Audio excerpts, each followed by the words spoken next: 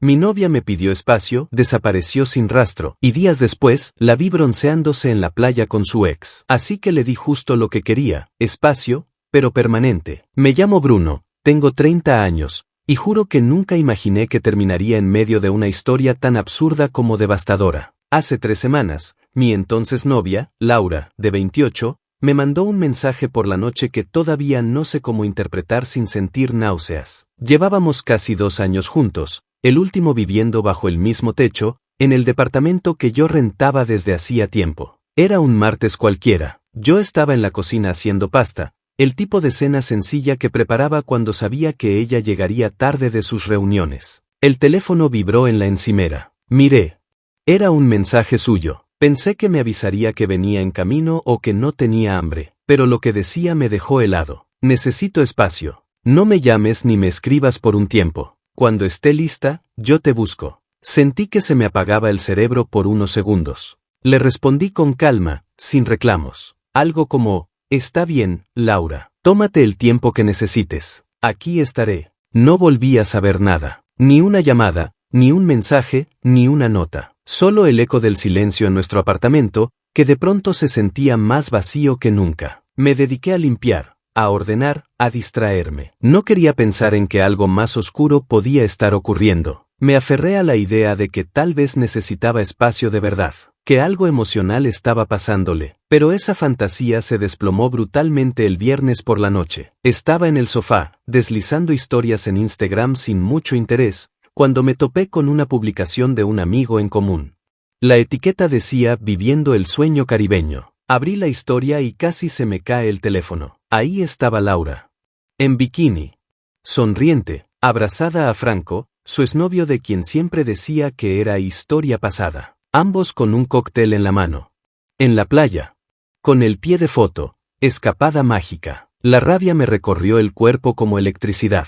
No solo me había pedido espacio. Me había dicho que no la contactara mientras se iba de vacaciones con otro hombre, su ex. Y mientras yo respetaba su silencio, ella andaba jugando a la luna de miel tropical con quien decía haber superado. Todo hizo clic. No quería espacio. Quería mantenerme a raya mientras probaba si su antiguo novio aún valía la pena. Y de paso, seguir usando mi casa, mi confianza, mis cosas. Me convertí en su plan B, en mi propio hogar. Me dolió. Sí, pero el dolor se transformó rápidamente en determinación. A la mañana siguiente, llamé a un cerrajero. El tipo llegó con su caja de herramientas y una actitud profesional. Le pedí que cambiara el cerrojo principal y la cerradura secundaria. Me cobró 270 pesos. Valió cada centavo. Cuando cerró la puerta y me entregó el nuevo juego de llaves, sentí que recuperaba algo de control. Lo siguiente fue el coche. Hace unos 6 meses, el viejo auto de Laura murió de forma definitiva. Ella necesitaba uno nuevo para moverse, sobre todo porque su trabajo de marketing implicaba visitar clientes en distintos puntos de la ciudad. Me pidió ayuda porque tenía mal crédito. Lo pensé, con algo de duda, acepté. Fui yo quien firmó el préstamo. Compré un Mazda CX-5 seminuevo, por unos 350,000 pesos. El coche estaba a mi nombre, el título, el seguro, todo. El acuerdo era que ella me haría pagos mensuales, cosa que cumplió en su mayoría. Pero jamás cambiamos la titularidad. Legalmente, era mío. Ella lo trataba como suyo. Le puso un ambientador con forma de cereza, calcomanías ridículas, y hasta lo llamó Lupita. Esa mañana, tomé la llave de repuesto. Conduje hasta la agencia donde compré el coche. Hablé con el encargado de autos seminuevos. Le conté la historia resumida. Necesito vender este auto. Está a mi nombre. Quiero cerrar este ciclo. El tipo lo revisó, hizo cuentas, y me ofreció 320,000, sujeto a una inspección mecánica. Firmé los papeles iniciales y dejé el vehículo en el lote. Volví en Uber. Al llegar al edificio, vi su lugar de estacionamiento vacío. Me sentí tranquilo, como si hubiera extirpado un tumor invisible. Las cosas de Laura seguían en el departamento, sí, pero no iba a tocarlas, todavía. No porque quisiera conservarlas, sino porque no quería rebajarme a arrojar sus pertenencias por la ventana o meterlas en bolsas de basura. No, haría las cosas bien. Ella pidió que no la contactara, así que no lo haría. Me limité a proteger lo que era mío, mi casa, mi tranquilidad, mis recursos. Ella había dejado claro que la relación, al menos para ella, estaba rota. Lo siguiente fue esperar. Según las fotos en redes, su escapada romántica duraría una semana más. Me pregunté si llegaría con la misma sonrisa cuando su llave no girara en la cerradura y su auto no estuviera donde lo dejó. Y llegó el día. Era martes por la noche. Estaba viendo una película cuando escuché el ruido de llaves en la puerta. Luego un silencio, seguido de forcejeos, de ese sonido frustrante que hacen las llaves cuando no encajan. Golpes. Bruno, ¿qué pasa? Abre. Me levanté. Fui hasta la puerta y abrí solo una rendija. La cadena de seguridad estaba puesta. Ahí estaba ella, con una maleta, bronceada, enojada y confundida. Mi llave no sirve. ¿Qué hiciste? La cambié. Lo dije con la voz más neutra que pude. ¿Por qué harías eso? Tú lo pediste, Laura. Me pediste que no te buscara, que te diera espacio. Lo hice, cumplí al pie de la letra. Ella abrió los ojos, incrédula. Eso era temporal. No puedes simplemente dejarme afuera. ¿Y tus vacaciones con Franco también eran temporales? Su rostro pasó de sorpresa a indignación.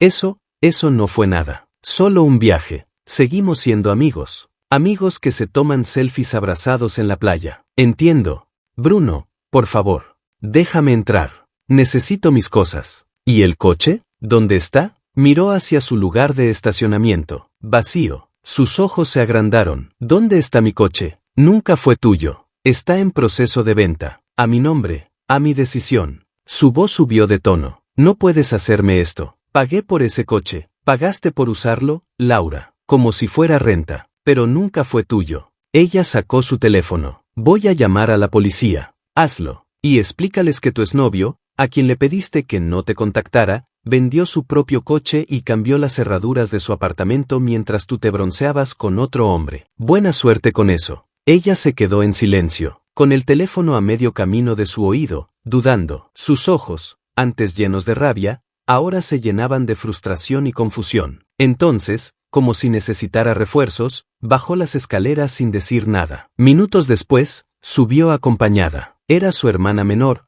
Clara. Supuse que la había dejado esperando en el auto mientras subía a hacer su gran entrada. Clara tenía cara de pocos amigos, lista para la confrontación. ¿Qué pasa, Laura? Preguntó con tono molesto. ¿Por qué estamos aquí afuera? Cambió la cerradura, dijo Laura señalándome, como si yo hubiera cometido un crimen atroz. Y vendió mi coche. ¿En serio, Bruno? Dijo Clara girando hacia mí con los brazos cruzados. Después de todo lo que mi hermana hizo por ti, ¿la echas como si fuera basura? Me crucé de brazos, respiré profundo y respondí con calma.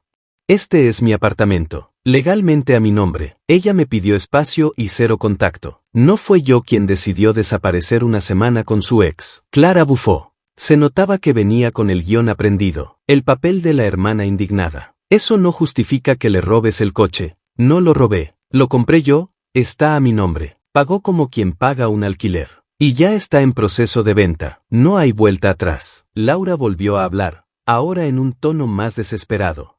Necesito mis cosas. ¿Dónde están mis cosas? En la recámara de invitados.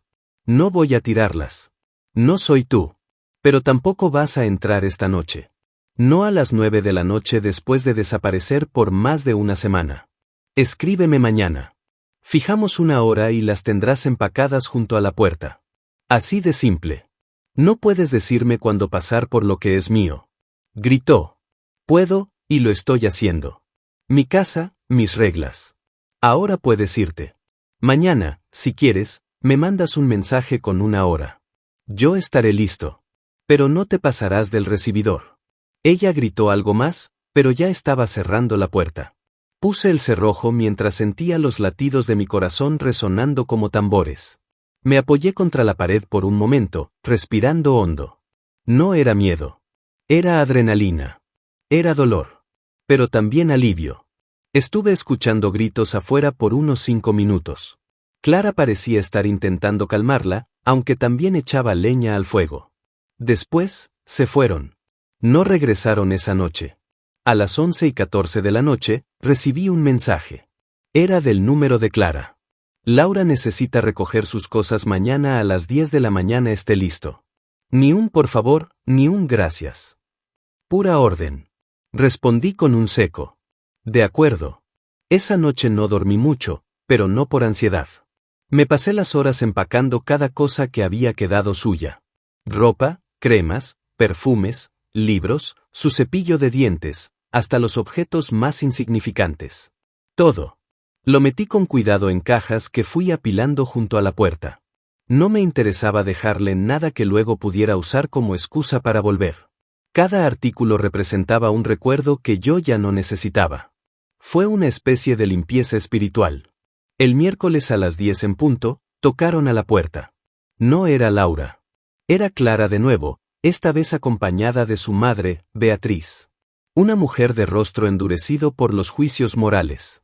Laura, según ellas, estaba abajo en el coche porque se sentía demasiado emocional para enfrentarme. Beatriz no perdió tiempo en atacarme. ¿Cómo pudiste hacerle esto a mi hija? Después de tanto tiempo juntos. Ella te amaba. Tal vez, pero no lo suficiente como para no irse de vacaciones con su ex.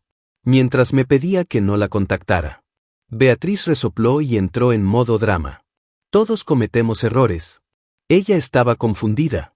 ¿Pero tú, vender su coche? Eso fue cruel. No era su coche. Era mío. Yo firmé los papeles, yo pagué los impuestos. Ella lo usaba, nada más. Abrí la puerta un poco más para que vieran las cajas apiladas. Ahí están sus cosas. Llévenselas. Esta es la única vez que podrán hacerlo. No hay más visitas. No hay inspección del baño. No van a revisar los armarios. Todo está ahí. Beatriz intentó avanzar, pero bloqueé el paso con el pie. Si algo se quedó adentro, lo siento. Ya no va a entrar. Este capítulo está cerrado. Estás siendo irracional, Bruno. Y tú estás defendiendo una falta de respeto brutal. Tu hija me borró de su vida mientras disfrutaba con su ex, y ahora quiere volver como si nada. No. Las dos se quedaron en silencio por un segundo, luego empezaron a cargar cajas. Les tomó 3 viajes. Mientras subían y bajaban, Beatriz seguía soltando frases como: ella estaba pasando por un mal momento. Tú también cometiste errores, seguro. Lo menos que podrías hacer es devolverle algo de dinero por el coche. Me limité a repetir, como un mantra. El coche era mío. No discutí más. Cuando finalmente se fueron, cerré la puerta con llave y exhalé como si me hubiera quitado una losa del alma. Pero el drama no terminó ahí. Horas más tarde, comenzaron los mensajes. Esta vez, desde el número de Laura. Intercalaba textos que parecían lágrimas digitales: lo siento, te extraño, cometí un error enorme, con amenazas legales, me debes el coche, te voy a demandar, esto no se va a quedar así. Ignoré los mensajes emocionales. A los que hablaban de demandas, les respondí una sola vez. Laura, el coche era legalmente mío. El préstamo, el seguro y el título están a mi nombre. Tú hiciste pagos como si alquilaras el vehículo. No hay discusión. Considera esto cerrado. Y la bloqueé. Luego bloqueé a Clara. Luego a Beatriz. Pero ellas no se detuvieron. Comenzaron a llegar mensajes de amigos mutuos.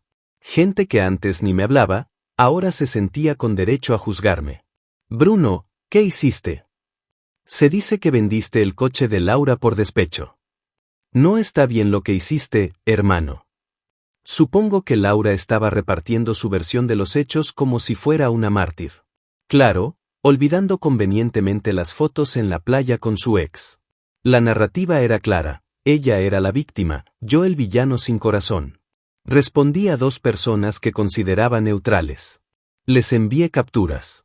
El mensaje de Laura pidiéndome no contactarla. Las fotos con Franco en la playa. El contrato del coche. Una me creyó. Otro prefirió no meterse. El resto, simplemente desapareció. Y entonces llegó el siguiente golpe bajo. Recibí una llamada del administrador del edificio donde vivo. Fue directo, pero cordial. Bruno, hemos recibido una queja anónima sobre disturbios y discusiones fuertes afuera de tu unidad. Queremos asegurarnos de que todo esté bien. Mi estómago se encogió. Era obvio quién estaba detrás. Sí, entiendo. Mi exnovia, que no figura en el contrato de arrendamiento, vino hace unos días a recoger sus cosas. Hubo una breve discusión afuera. No hubo violencia. No vive aquí desde entonces. El administrador suspiró, como si ya hubiera visto este tipo de drama antes. Lo anotaré. Mientras no haya más incidentes, todo está en orden. Colgué, pero la rabia hervía en mi interior. Intentaban crearme problemas legales. Una especie de represalia infantil. Al día siguiente, vi que tenía un mensaje de solicitud en Instagram. Era de Franco, el exnovio de Laura. El mismo con quien se fue de vacaciones. No lo abrí. No me interesaba leer ni una palabra suya. Lo bloqueé de inmediato. Ese tipo no tenía ningún rol en mi vida ni lo tendría jamás. Los días pasaban y cada acción por parte de ellas solo reforzaba mi convicción, había hecho lo correcto. No me dejé arrastrar al lodo, no grité, no reaccioné de forma impulsiva. Me limité a defender lo mío. Con firmeza. Con lógica. Después de unos días de silencio, pensé que por fin todo se había calmado. Pero no. Llegó una carta. No estaba firmada por Laura. Era de un supuesto despacho jurídico. Muy barato, por cierto. El papel decía que yo le debía $10,000 a Laura por el valor del coche y por el estrés emocional causado por haberla dejado fuera del apartamento. No solo era ridículo. Estaba mal redactado, con errores ortográficos y frases vagas que no tenían sustento legal. No respondí directamente. En lugar de eso, contacté al abogado con quien ya había hablado antes. Le envié el documento escaneado. Me dijo que no me preocupara, pero por seguridad él mismo redactó una carta de respuesta formal. Incluyó copias del título del coche, la póliza de seguro, el contrato de préstamo. Todos a mi nombre. También adjuntó capturas del mensaje original de Laura donde me pedía que no la contactara, así como las publicaciones públicas en Instagram donde se mostraba con Franco en sus vacaciones curativas. El abogado cerró con una advertencia: si se seguía intentando presionarme sin fundamentos, iniciaríamos acciones por acoso y solicitaríamos una orden de alejamiento. Después de eso, silencio. Supongo que el abogado barato desapareció tan pronto vio que del otro lado había alguien que sabía lo que hacía. O tal vez Laura se dio cuenta de que no tenía un solo argumento sólido para seguir con su ataque. Con el tiempo, las noticias me llegaron de forma indirecta. Un conocido me dijo que Laura se había mudado con Clara. Pero no duraron mucho. Al parecer, Laura esperaba que su hermana le mantuviera el estilo de vida que yo le había ofrecido: coche, departamento, comodidad. Pero sin dar nada a cambio. Discutieron. Clara también tenía sus propios problemas y no estaba dispuesta a mantener a una adulta que no levantaba ni un dedo para colaborar. Franco, el héroe de la escapada romántica, también desapareció del mapa. Cuando las vacaciones terminaron, él volvió a su rutina. Ella quiso seguir con la historia, pero él ya había cerrado ese capítulo. Ni siquiera intentó disculparse conmigo, solo bloqueó a Laura y siguió su camino. Con la familia, las cosas no mejoraron para ella. Beatriz trató de ayudarle económicamente, pero no podía mantenerla indefinidamente. Me contaron que Laura regresó a vivir a casa de sus padres. Sin coche, sin departamento, sin pareja. Y, según dicen, aún se queja de lo injusta que es la vida. Nunca ha sido capaz de ver que las consecuencias son el reflejo directo de sus actos. Que todo lo que perdió fue el precio de su arrogancia y su doble cara. Yo, por mi parte, me dediqué a sanar. Cambié los muebles. Pinté la sala. Tiré cada objeto que me recordara a ella. Hasta la cafetera que usaba por las mañanas. Compré una nueva. Redecoré con colores que me dieran paz. La paz que tanto me hacía falta. También reorganicé mis rutinas. Volví a ver a mis amigos, a pasar tiempo con mi familia. Me enfoqué en mi trabajo, en mis proyectos personales, en recuperar el sentido de independencia y dignidad que había olvidado poco a poco durante esa relación. Y lo más importante, recuperé mi espacio. Físico y emocional.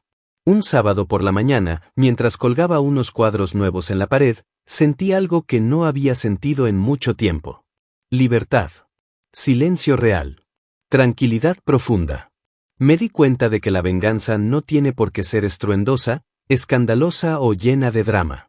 A veces, el acto más poderoso es simplemente seguir adelante, cerrar la puerta sin mirar atrás y no permitir que regresen quienes te traicionaron.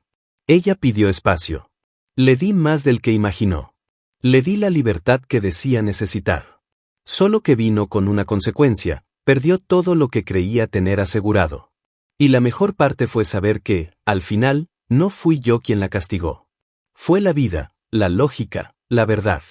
Yo solo me defendí. Me protegí. Y cuando por fin cayó el telón, me quedé con lo único que importaba, mi paz. Después de que todo terminó, no volví a saber directamente de Laura. Pero a través de uno que otro conocido, me enteré de que su narrativa no cambió. Siguió repitiendo la historia de que yo la eché a la calle y le robé su coche. Nunca mencionó las vacaciones con su ex, ni que fue ella quien pidió el espacio, ni que me dejó colgado en medio del silencio mientras se bronceaba en la arena. Lo curioso es que ni siquiera parecía arrepentida. Solo frustrada por haber perdido lo que tenía. Como si jamás entendiera que no puedes morder la mano que te alimenta y luego esperar que esa misma mano te abrace. Uno de los momentos más reveladores fue cuando recibí un mensaje indirecto de uno de sus antiguos amigos, alguien que ya no estaba ni de su lado ni del mío. Me contó que Laura ahora se refería a mí como el tipo que arruinó su vida. ¿Yo? ¿Yo arruiné su vida? Yo no fui quien se fue de viaje con un ex mientras tenía pareja. Yo no fui quien pidió distancia y luego regresó esperando que todo estuviera tal cual lo dejó. Yo no fui quien intentó usar la manipulación emocional, la presión social, e incluso artimañas legales para recuperar lo que no le correspondía. Pero sí fui el que cerró la puerta. Literal y metafóricamente. Hoy, mi apartamento ya no huele a sus cremas ni a su perfume. No hay rastros de sus zapatos por el pasillo. Las fotos que alguna vez decoraron el comedor están en el bote de basura. La alfombra color menta que tanto insistió en comprar, la regalé. Pinté las paredes. Compré plantas nuevas. Invité a mis amigos a cenar. Recuperé mi espacio. Mi vida. No niego que me dolió. A veces, por las noches, me sorprendía pensando en lo fácil que es idealizar a alguien cuando todo va bien. Pero esta experiencia me enseñó algo que no había aprendido en todas mis relaciones anteriores: si alguien te muestra que no te respeta, no hay que suplicar, ni luchar, ni mendigar amor. Solo se debe actuar con dignidad, sin caer en el juego de quien ya no tiene un lugar en tu vida. Y eso hice. Ella pidió no contacto. Lo tuvo. Pidió espacio. Le di espacio vital, emocional, legal y definitivo. Perdió el coche porque no era suyo. Perdió el apartamento porque nunca fue su hogar. Perdió la comodidad porque no entendió que todo eso venía con respeto, fidelidad y confianza. No con trampas y secretos. La última noticia que recibí fue que regresó a vivir con sus padres. Y que, como siempre, se quejaba de que la vida era injusta, de que el mundo la trataba mal, de que nadie la comprendía. Pero en ninguna de esas historias había un gramo de autorreflexión. Jamás se preguntó, ¿qué hice mal yo? Esa es la verdadera tragedia. No lo que me hizo, sino lo que nunca fue capaz de ver en sí misma. A veces me preguntan si la extraño. Y sí, extraño lo que pensé que era. Extraño a la persona que creí que estaba a mi lado. Pero ahora sé que esa persona solo existía en mi cabeza. Lo que estaba a mi lado era alguien que tomaba y tomaba, que se aprovechaba de mi confianza, de mi estabilidad, de mi disposición a darlo todo, hasta que se cruzó la línea. Y cuando lo hizo, no me quebré. Me defendí. No fui el tipo rencoroso, no grité en la calle ni le hice escándalos en redes. Solo respondí con lógica, con límites, con acciones que protegieran lo que era mío. Y eso, al final, fue lo que más le dolió. Que no pudo controlarme. Que no obtuvo la reacción que esperaba. Que no recibió el escándalo para victimizarse del todo. Recuerdo la cara que puso cuando se dio cuenta de que su llave ya no abría la puerta.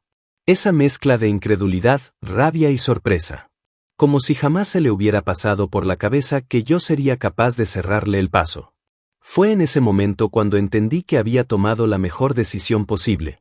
Porque a veces, la verdadera venganza no es destruir a alguien. Es dejar que caiga por su propio peso, por sus propias decisiones. Es ofrecerle exactamente lo que pidió, sin más. Laura pidió espacio. Y ahora, tiene todo el espacio que necesita. Uno tan grande, que ya no hay forma de que vuelva a acercarse. Asterisco asterisco. Si alguna vez has vivido algo similar, si alguien te ha pedido distancia para hacer lo que le da la gana, pero espera que tú sigas ahí esperando, tal vez entiendas cómo se siente esto. Y quizá te preguntes, ¿tú qué habrías hecho en mi lugar?